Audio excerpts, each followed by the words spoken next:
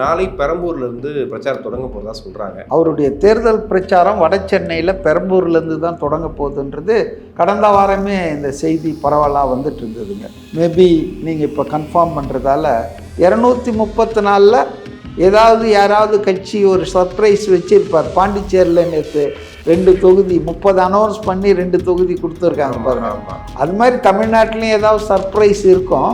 But ஆனால் இப்போ தொடர்ந்து ஒரு 10 நாளாக விஜய் வந்து தேர்தலில் போட்டியிடுவது சந்தேகம். இப்போ சவுக்கு சங்கர் உட்பட பல பேர் அதை சொல்லிக்கிட்டே இருக்காங்க. பின்னால் ஒரு நெரேட்டிவ் செட் பண்ணுறது. ரெண்டாவது, இது பச்சையான அயோக்கியதானங்க. நீ யோக்கியமாக இருக்கணும். நீ கண்ணாடி வீட்டிலேருந்து இன்னும் கல் எறியக்கூடாதுல்ல. சவுக்கு சங்கருக்கு எடப்பாடி பே பண்ணுறாரு, சேட்டைக்கு சபரீசன் பே பண்ணுறாரு. சென்னையிலேயே ஒரு பெரிய மாற்றத்தை என்னால் காண முடிகிறது. சென்னை ஒரு பெரிய கோட்டையாக இருந்தது திமுக, அதில் நோ டவுட்டு. இன்னைக்கு விஜய்க்கு கிடைக்கிற வரவேற்பு, இப்போ பெரம்பூர் ஒரு கூட்டம் நடத்துகிறாங்க. அந்த பெரம்பூர் தொகுதியில் 40,000 கட்சி உறுப்பினர்கள் இங்கே இருக்கிறோம் அப்படின்றாரு. I was astonished.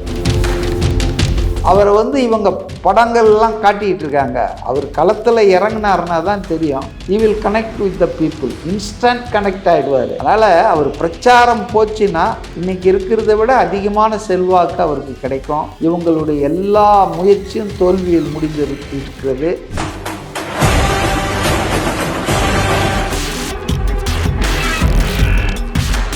உலகெங்கும் வாழும் தமிழ் நெஞ்சங்களுக்கு கிறிஸ்டியின் அன்பு வணக்கம். நம்மோட அரசியல் விமர்சகர் CK மதிவாணன் நினைச்சிருக்காரு. வணக்கம் சார். வணக்கம். விஜய் அவர்கள் மட்டும்தான் இன்னும் பிரச்சாரத்தை ஆரம்பிக்கல அப்படின்றத சொல்லிட்டு இருக்காங்க. குறிப்பாக சீமான் அவர்கள் கையில் வேலோட பிரச்சாரத்தை ஆரம்பிச்சிட்டாரு. அதிமுகவில் தொகுதி பங்கீடுலாம் முடிஞ்சு போச்சு. திமுகவும் கிட்டத்தட்ட தொகுதி பங்கீடு பிரச்சனையை முடிச்சுட்டாங்க. ஸோ அவங்கெல்லாம் பிரச்சாரத்தை ஆரம்பிக்க போகிறாங்க. ஆனால் தனிச்சு நிற்கிறேன்னு சொன்ன விஜய் ஏன் பிரச்சாரத்தை இன்னும் ஆரம்பிக்கலை அப்படின்ற கேள்வி இருக்குது. இப்போ வர செய்தி என்னன்னா, நாளை பெரம்பூர்லேருந்து பிரச்சாரம் தொடங்க போகிறதா சொல்கிறாங்க. எந்த அளவுக்கு உண்மை? நமக்கு ஒன்றும் அது உண்மையான தகவலா இல்லையா தெரியாது. ஆனால் ஒன்று தெரிஞ்சுது, அவருடைய தேர்தல் பிரச்சாரம் வட சென்னையில் பெரம்பூர்லேருந்து தான் தொடங்க போகுதுன்றது கடந்த வாரமே இந்த செய்தி பரவலாக வந்துட்டு இருந்ததுங்க. மேபி நீங்கள் இப்போ கன்ஃபார்ம் பண்ணுறதால நாளைக்குன்றது அது இருக்கலாம். நீங்கள் முதல்ல சொன்ன மாதிரி எல்லாரும் தொடங்கிட்டாங்கன்னா யாருமே தொடங்கலையே எக்ஸப்ட் நம்ம சீமான். அவர் நேற்று திருத்தணியில் அரோகராலாம் போட்டு பாடி நல்லா என்டர்டெயின் பண்ணுறாரு. அந்த வகையில் இந்த ஒரு மாதம் நல்லா தமிழ் மக்களுக்கு என்டர்டெய்னிங்காக இருக்கும்னு நினைக்கிறேன். அதாவதுங்க, ஏடிஎம்கே நேற்று தான் 3 கட்சிக்கு முடிச்சிருக்காங்க. இன்னும் சில கட்சிகளுக்கு பாக்கி. இன்றைக்கி முடிப்பாங்களா, நாளைக்கு தமாகலாம் இன்னும் இல்லை. திமுக இன்னும் இழுத்துன்னு இருக்கு. பாண்டிச்சேரியில் மனுதாக்கலே முடிஞ்சு போச்சு, இன்னும் ஃபைனாலிட்டி வரல, இழுத்துன்னு இருக்கு. இன்றைக்கி பார்த்தீங்கன்னா இப்போ தான் விசிக 8 ஒத்துக்கிட்டு இருக்கு. அதுலேயும் பார்த்தீங்கன்னா தேமுதிக இன்னும் செட்டில் ஆகலைன்னா அவங்களுக்குள்ளே செட்டில் ஆகிருப்பாங்க. அதிகாரப்பூர்வமாக ஒன்றும் உடன்பாடு வரல. அடுத்தது இந்த தனிநபர்கள், 1 மேன் ஆர்மிஸ் இருக்காங்க இல்லையா, தனி அரசு, அப்புறம் இந்த கருணாஸ், புலிப்படை கருணாஸ், அது மாதிரிலாம் அது ஒரு டஜன் இருக்குது. அது 12 தொகுதி. ஆமாம், அதெல்லாம் திமுக சின்னத்திலே பண்ணுவாங்களா என்ன? இதெல்லாம் முடியல. ஏன் முடியலன்னா, நம்ம மனுதாக்கல் இப்போ கேரளா, பாண்டிச்சேரி அதெல்லாம் நேற்றே முடிச்சிட்டாங்க. ஏன்னா அவங்க தேர்தல் 9ஆம் தேதி, நம்ம தேர்தல் ஏப்ரல் 23ங்க. மனுதாக்கல் துவங்குவதே 30ஆம் தேதி தான் நினைக்கிறேன். அப்போ இன்னும் ஒரு வாரம் இருக்குதுங்க மனுதாக்கல் தொடங்கிறதுக்கு. அதனால் ஒய் ஹரிபரி நம்பர் 1. ரெண்டாவது, வேட்பாளர்களை அறிவித்துட்டு அவங்க கூட போய் விஜய் அவங்கள உட்கார நிற்க வச்சு சொல்கிறதுனுடைய அந்த வெயிட்டேஜ் எப்படி இருக்கும்? இவர் மட்டுமே போயிட்டு யார் வேட்பாளர்னு எல்லாமே ஓட்டு போடுங்க விசிலுக்குன்னு சொல்கிறது எப்படி இருக்கும்? ஸோ அதனால் மேபி நாளைக்கு அனௌன்ஸ் ஆனாலும் ஆகலாம். நீங்கள் சொல்கிற அந்த கூட்டத்தில் ஏற்கனவே 115 கிளியர்டு ஆகிடுச்சு. 60 மார்ச் 10ஆம் தேதி கிளியர் பண்ணார். அப்புறம் அவர் அந்த டெல்லிக்கு போயிட்டு ஒரு 55 கிளியர் பண்ணிட்டார்.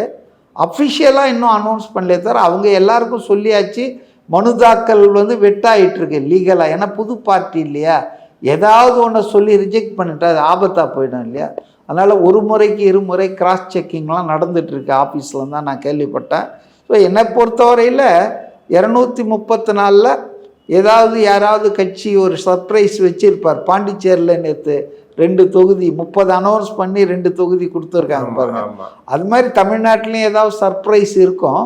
பட் தனியாக தான் மேஜராக அவர் நிற்கிறாருன்றதுல எந்த சந்தேகம் இல்லை. சில பேர் அவருக்கு அவ்வளோ கேண்டிடேட் இருக்கா அப்படின்னு நேற்று கூட ஒருத்தர் நண்பர் என்னை கிண்டல் பண்ணார். நான் சொன்னேன் 4000 பேர் வந்து ரீசப்மிட் பண்ணியிருக்காங்க. வாங்கின வேட்பு மனுவை வாங்கினது 100 ரூபான்றதால 10,000 பேருக்கு மேலே வாங்கி 1 ஹவர்லேயே கிராஷ் ஆகிடுச்சு அன்றைக்கி ஆன்லைனில். பட் திருப்பி கொடுக்குறவங்கலாம் சீரியஸான ஆட்கள் தான். அந்த மாதிரி 4000 பேருக்கு மேலே கொடுத்துருக்கு. 4500 ஏதோ எக்ஸாக்ட்லி. அப்படின்னு நீங்கள் 4500 234 வகுத்தீங்கன்னா ஒரு தொகுதிக்கு 15 பேருக்கு மேலே போட்டி போடுறாங்க. ஆனால் நம்ம ஆளுங்க என்ன சொல்கிறாங்கன்னா 234க்கு ஆள் இருக்கா? இப்போ மதுரை வாயலில் இந்த ரோகிணி தியேட்டர் ஓனர் தான் போட்டி போடுறாரு. என்ன செம்ம செலெக்ஷன் இல்லையா? அதனால் விஜய் ஒன்றும் விஷயம் தெரியாத ஆள் இல்லைங்க. அவர் அமைதியாக இருப்பதும் இன்கம்யூனிகேஷன் இல்லாமல் இருப்பதும் அவரை வந்து இவங்க படங்கள்லாம் காட்டிகிட்டு இருக்காங்க. அவர் களத்தில் இறங்கினார்னா தான் தெரியும். He will connect with the people, instant connect ஆகிடுவார். அதனால் அவர் பிரச்சாரம் போச்சுன்னா இன்றைக்கி இருக்கிறத விட அதிகமான செல்வாக்கு அவருக்கு கிடைக்கும். இவங்களுடைய எல்லா முயற்சியும் தோல்வியில் முடிந்து இருக்கிறது. அது வந்து களத்தில் பார்க்கலாம். அது கண்டிப்பாக நடக்குங்க, அதில் ஒன்றும் சந்தேகமே இல்லை. ஆனால் இப்போ தொடர்ந்து ஒரு 10 நாளாக விஜய் வந்து தேர்தலில் போட்டியிடுறது சந்தேகம். ஆஸ்திரேலியாவுக்கு விஜய் வந்து பேக்கப் ஆகிறதுக்கு பிளான் பண்ணிகிட்ருக்காரு அப்படின்னு தொடர்ந்து செய்திகள், குறிப்பாக சவுக்கு சங்கர் உட்பட பல பேர் அதை சொல்லிக்கிட்டே இருக்காங்க. ட்வீட்டில் வந்துக்கிட்டே இருக்கிற விஷயங்கள். இது பின்னாடி இருக்கக்கூடிய அரசியல் என்ன? பின்னாடி டிமாரலைஸ் பண்ணுங்க. இப்போ கேப்டனே வந்து போட்டி போடலன்னா அவருக்கு தெரிஞ்சிடுச்சு தோற்று போயிடுவோம், நம்ம கட்சி ஒன்றும் தேராதுன்னு, அதனால் இந்த முடிவுன்னு அதுக்கு பின்னால் ஒரு நெரேட்டிவ் செட் பண்ணுறது. ரெண்டாவது, இது வந்து பச்சையான அயோக்கியதானங்க. அதாவது வந்து தேர்தலுக்கு மனு கொடுக்கறதுக்கு இன்னும் நாளே தொடங்கலை. நீங்கள் அன்னைக்கு கொடுக்கல, அதை முடிகிற நாள் வரைக்கும் டைம் இருக்குது. கொடுக்கலன்னா இதை பற்றியெல்லாம் பேசலாம். இன்னொரு பக்கம் என்ன சொல்கிறாங்க தெரியுமா? 2 தொகுதியில் பயந்துன்னு போட்டி போட போகிறாரு. நீங்கள் சொல்கிற இந்த செய்தி வர்ற அதே நேரத்தில் இன்னொரு செய்தியும் முளைக்குது, பெரம்பூர் திருச்சி கிழக்குன்னு. ஒரு ஆளை எவ்வளோ தாங்க டார்கெட் பண்ணுவீங்க? நீங்கள் டார்கெட் பண்ண அளவுக்கு மீறினால் அமிர்தமும் நஞ்சுன்ற மாதிரி ஒரு ஆள் மேலே இவ்வளவு ரொம்ப பொய் பிரச்சாரத்தை அவதூவை கிளப்பி விட்டிங்கன்னா மக்கள் ஆட்டோமேட்டிக்காக அவர் சப்போர்ட்டாக போயிடுவாங்க. இது நம்ம கரூர்லேயே நம்ம பார்த்தோம். 1 மாதம் என்ன பேசினாங்க. அதனால் வந்துங்க இது எல்லாமே, அதுவும் பாருங்கள், இந்த சவுக்கு சங்கர் நான்லாம் கூட சிம்பத்தைஸ் பண்ணியிருக்கேன். அவரை வந்து இந்த அளவுக்கு கொடுமைப்படுத்துகிறாங்க. ஒரு ஊடகத்தில் இருக்கிறாரு, ஒரு கருத்தை சொல்கிறாரு, கருத்து சுதந்திரம் அவருக்கு இல்லையா அப்படின்ட்டு. ஆனால் நான் கூட இப்போ ஃபீல் பண்ணுறேன், இந்த ஆள் வந்து அந்த அளவுக்கு பண்ணதால் தான் இப்படிலாம் பண்ணுறாங்க. பிலோ த பெல்ட்டெல்லாம் போய் அடிக்கிறாங்கன்னு காவல்துறை.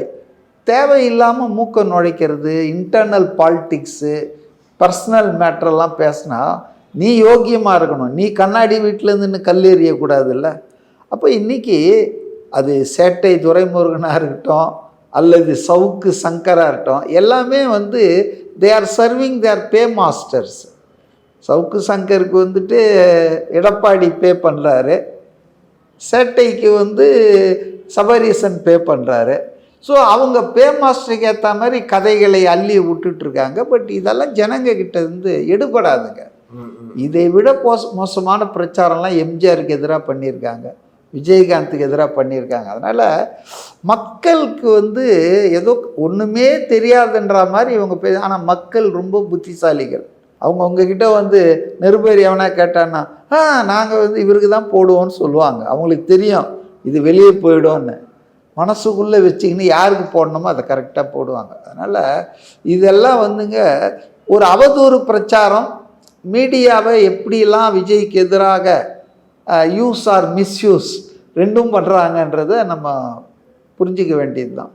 அவர் கண்டிப்பாக இந்த தேர்தல் களத்தில் திக்காக இருக்கார். அவர் தான் நம்ம தலைமையில் தான் ஆட்சின்னு சொல்லிட்டாருங்க. அதுக்கு முன்னால் அவர் எதுவும் சொல்லலை, அவர் மௌனமாக இருக்கிறாருன்னாங்க. ரமலான் நோன்பு நடந்தது இல்லைங்களா போன வாரம், இஃப்தார். அப்போ வந்து நீங்கள் அந்த நேரத்தில் அவர் 1 நிமிஷம் தான் பேசினார். அந்த ஒரு நிமிஷத்துல 1000 கதைகளை தவிடுபடி ஆகிட்டார. No compromise with anybody any time. செக்குலரிசத்துலேயும் சோசியல் ஜஸ்டிஸ்லையும் ஒரு சமரசமும் கிடையாதுன்ட்டாரு. அதே போல் நமது தலைமையில் தான் ஆட்சி அதிகாரம் அப்படி தான் தெளிவாக சொல்லிட்டாரு. அதனால் அதுக்கப்புறமா இவங்க கதை கட்டுறாங்கன்னு சொன்னால் இதெல்லாம் ஒன்றும் எடுபடாது. சரி, நிறைவாக வந்து நீங்கள் தொடர்ந்து சொல்கிறீங்க சென்னை வந்து திமுகவோட கோட்டைன்னு சொல்கிறாங்க. பட் ஆனால் ஒரு பேரழிவு கோட்டையாக எமர்ஜி ஆகிட்டு இருக்கா. தாவேக்கா கோட்டையாக அது மாறிடுச்சுங்க. அதுதான் கேட்குறேன். அந்த மாதிரி மாறி இருக்கிறதுக்கு எப்படி சொல்கிறீங்க மாறி இருக்குது அப்படின்றது? சரி, ஒரே ஒரு சின்ன உதாரணம் சொல்கிறாங்க. இந்த போன 2 நாளைக்கு முன்னாடி ஞாயிற்றுக்கிழமை பாண்டி பஜாரில் நான் சும்மா அப்படி போயிட்டு இருந்தேன் ஷாப்பிங்காக. அப்போது ஒரு மிடில் ஏஜ்டு பர்சன், ஒரு 40 பேர் இருக்கும், 40 வயசு இருக்கும், ஃபேராக இருந்தாப்பில், பால்டேட்டு, மிடில் ஏஜ்டு. அவர் ஓடியாந்தார் என்கிட்ட வந்து, சார் அப்படின்னாரு. அவர் என்ன கேட்க போகிறாரு, மதிவானன் தானே நீங்கன்னு கேட்பார். நான் அதெல்லாம் புரிஞ்சுக்கிட்டு ஆமாம் அப்படின்ட்டேன். ஒன்றுமே வேறு எதுவும் இல்லை, ஆமாம் ஆமான்ட்டேன்.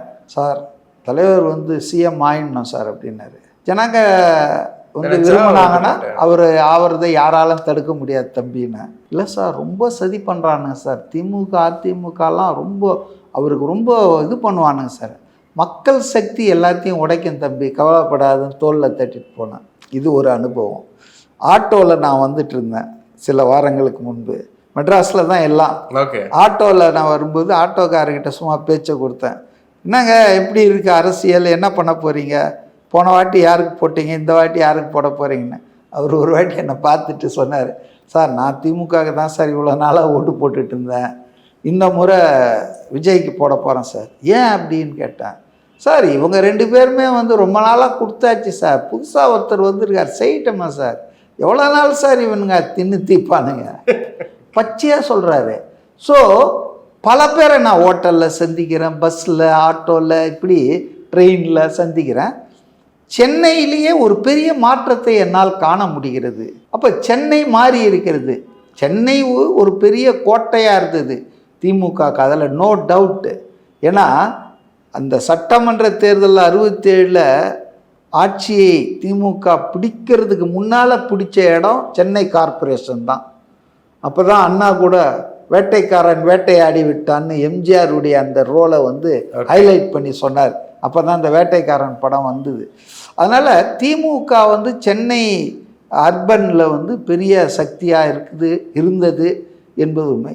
அதை எம்ஜிஆராலே உடைக்க முடியல. அவ்வளோ பெரிய அவரே ஆண்டிப்பட்டிக்கும் அருப்புக்கோட்டைக்கும் தான் போயிட்டு இருந்தார். ஆனால் ஜெயலலிதா வந்து அதை கொஞ்சம் உடைச்சி கார்ப்பரேஷன் மேயராக சைதை துரைசாமியை முதல் முறையாக கொண்டு வந்தாங்க.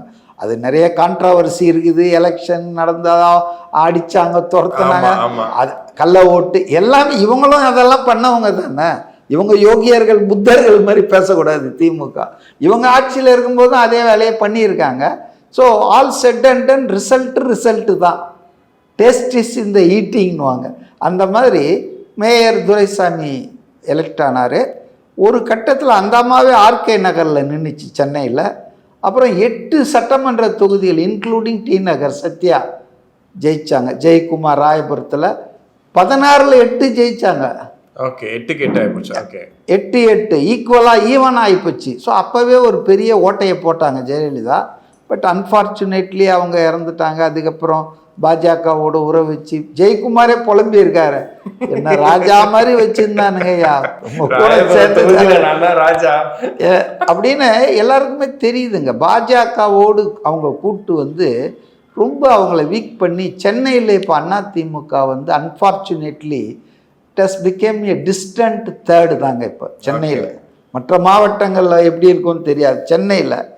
ஸோ நீங்கள் பார்த்தீங்கன்னு சொன்னால் இன்றைக்கி விஜய்க்கு கிடைக்கிற வரவேற்பு, இப்போ பெரம்பூர் அவர் அங்கே தான் நிற்க போகிறார் 99% சொல்கிறாங்க. ஒரு கூட்டம் நடத்துகிறாங்க அந்த பெரம்பூர் தொகுதியில். அந்த கூட்டத்தில் அந்த மாவட்ட செயலாளர் சொல்கிறாரு, 40,000 கட்சி உறுப்பினர்கள் இங்கே இருக்கிறோம் அப்படின்றாரு. I was astonished. ஏன்னா ஒரு சட்டமன்ற தொகுதியில் 40,000 கட்சி உறுப்பினர்கள் ஒரு புதிய கட்சிக்கு இருப்பது என்பது, அப்போ ஒவ்வொருத்தன் ஒரு 3 பேர்கிட்ட கன்வின்ஸ் பண்ணுவான். அதுவே 1,20,000 வின் பண்ண வேண்டியது தான். ஸோ விஜயனுடைய தனி செல்வாக்கு விஜய் வந்து வட சென்னை சூஸ் பண்ணது அதில் இருக்கிற ஒரு 5-6 தொகுதிகளுக்கு அப்படியே வைப்ரேட் ஆகிடும். ஸோ அதனால் வந்துங்க சென்னை வந்து இன்றைக்கி மாறிடுச்சுங்க. ஓகே. சென்னையினுடைய முகம் அடையாளம் மாறிடுச்சு. இளைஞர்கள், படித்தவர்கள், பெண்கள், சமூக ஊடகங்கள் இருக்கவே இருக்குது. அதனால் பழைய மாதிரி சென்னையை நினைச்சாங்கன்னா DMK they will be in rude shock for rude shock தான். ஓகே, கண்டிப்பாக சார். நிறைய விஷயங்கள் பேசணும். உங்களுக்கு நன்றி.